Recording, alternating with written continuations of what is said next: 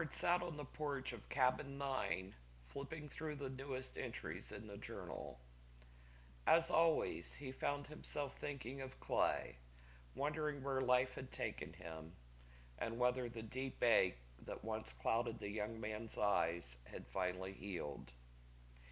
He flipped back 10 years to a page he knew by heart. Thank you for the quiet. I didn't know if I could carry the weight anymore, and maybe I still can't. But something happened here. The stillness gave me space to feel again, to breathe. A stranger left me a gift carved into a bench near the pond. I think that note saved my life. I hope this place does the same for someone else. Always remember, you're not alone. Signed, Clay. Howard closed the journal for a moment, staring out toward the pond, remembering the photo and the note Clay taped to the bench, and his own healing that followed. He had wondered often about the young man's sadness, but he never asked. Some things, he believed, weren't meant to be pried open. He flipped forward again to a recent entry. It's been 2 years since I lost my brother. I came here to try and forget the date, but something else happened instead. The bench, the carving, a quiet moment that reminded me that he'd want me to keep going. Thank you to whoever left that message. It mattered. Among the cheerful entries from honeymooners, hikers, and families, there were always these, the quiet voices of people who had come carrying something heavy and who had left just a little lighter.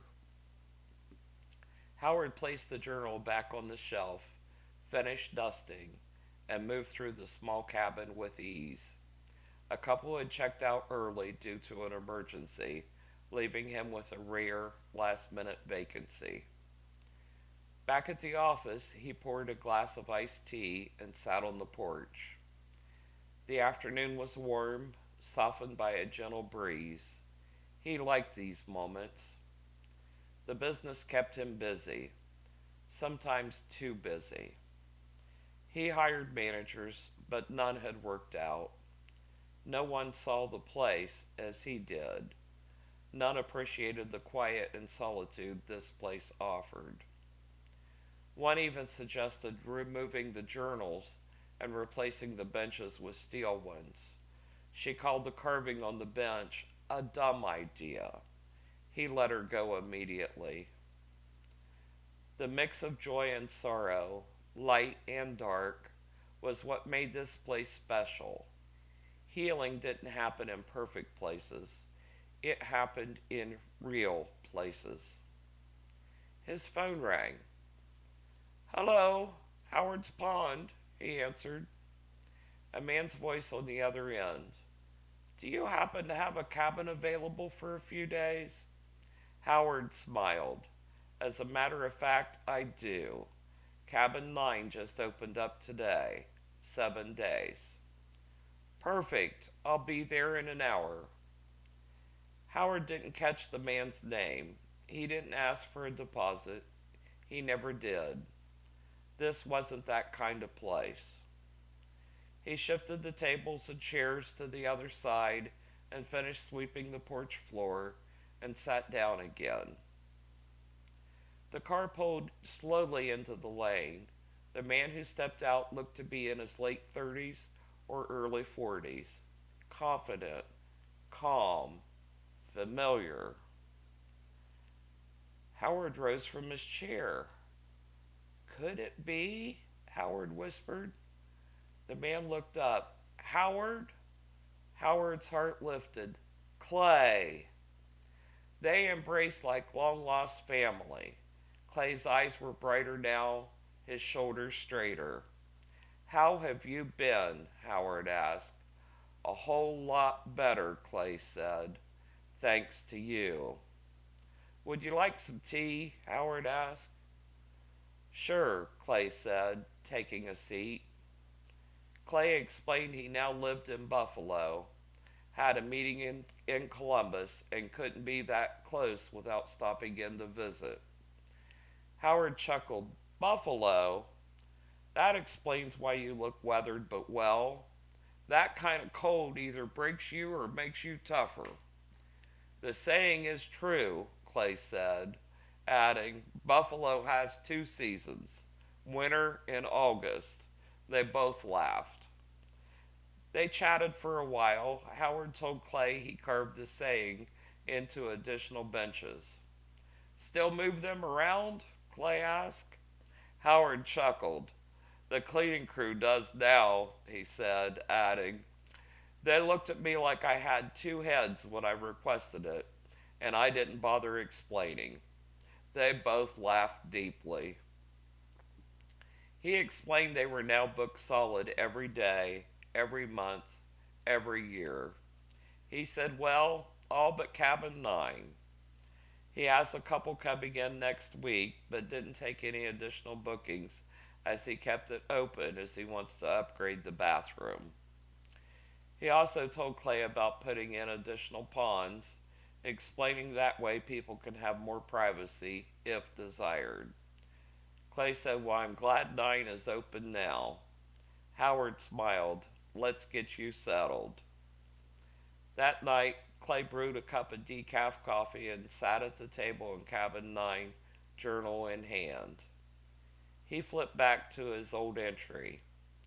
The pain he once poured into those words had softened over time, like a scar that no longer throbbed.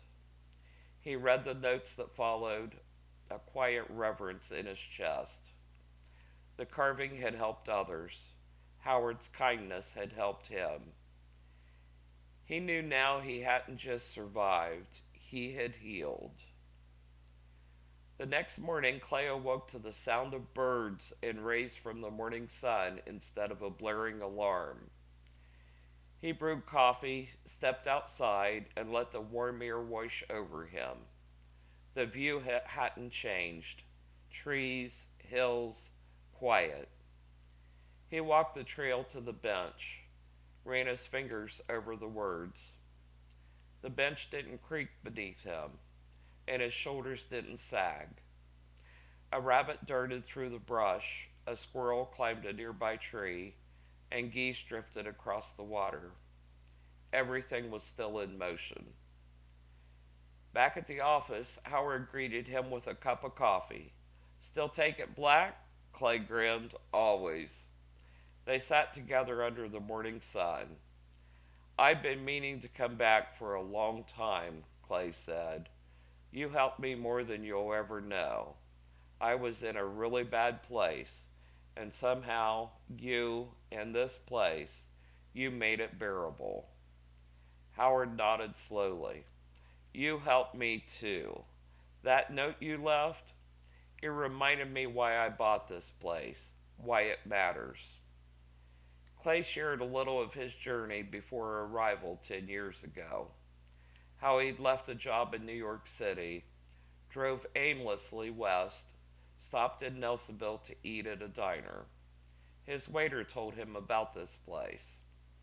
He continued explaining his life after his stay, how he ended up in Buffalo. He didn't mention the whole story, not yet. They spoke about the business and Howard's desire to travel more.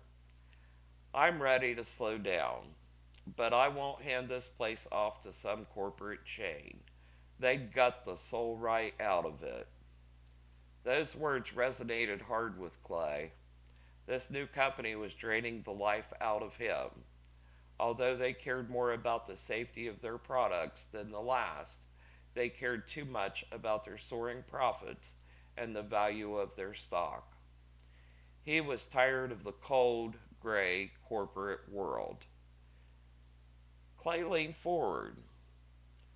What if I helped you run it? Adding, I could start in 2 weeks, let you travel. Howard studied him. You'd keep it the same? Clay looked toward the trail and back to Howard. I wouldn't change a thing. Howard smiled. Let me give it some thought. Howard loved the idea, but he did need some time to think about it. In his gut, he knew it was the right choice. Later that day, Clay sat on a bench at one of the new ponds. A butterfly danced past him, landing on the armrest. He didn't speak the past out loud. He wasn't ready. But in the silence, in the company of trees and memories, he let himself remember. After losing his parents, a moment at work shattered everything. Some choices echo louder than others, and some never stop. He closed his eyes. You can't redo the past, he thought, but maybe you can build something better going forward. The geese drifted, the wind stirred, the bench stood firm, and for the first time in a long while, Clay felt like he was exactly where he belonged. He wasn't sure when he'd tell Howard the whole story, but he knew one day he would. And when he did, when the time was right, it wouldn't just explain why he came back. It would reveal why he could never leave again. Howard stood alone on the porch, Clay's car long gone, the quiet settling in like an old friend. The envelope sat on the table beside his tea. He hadn't planned to read it right away, but something about the way Clay handed it to him, like it carried weight, kept it on his mind.